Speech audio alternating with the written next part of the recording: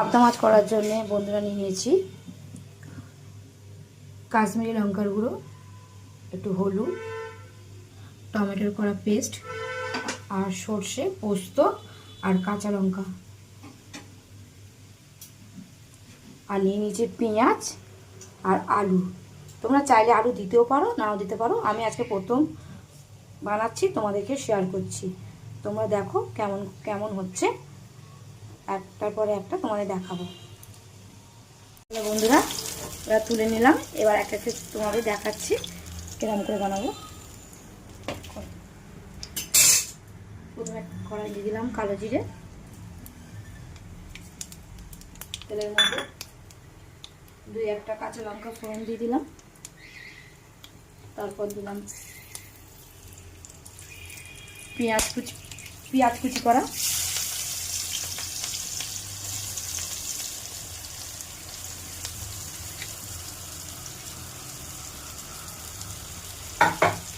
পেঁয়াজ একটু ভালো করে নাড়িয়ে নিচ্ছি।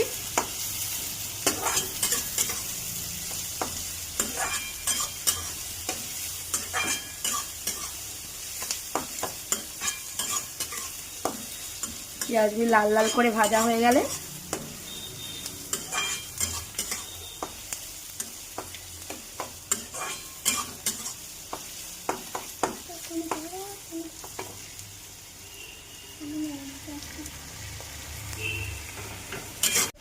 মশলাটা ভাজা গেছে বন্ধুরা, এবার টমেটোর পেস্টটা দিয়ে দিলাম।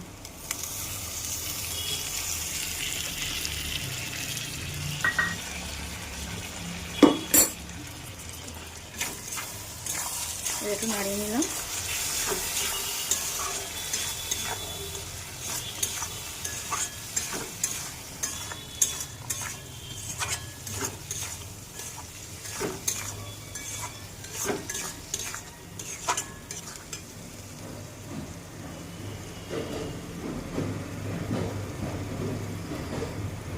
মশলাটা ভাজা ভাজা হয়ে এসছে, এবার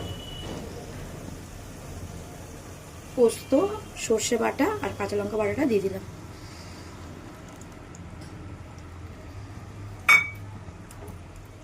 দেওয়ার পর একটু ভালো করে নাড়িয়ে দিলাম।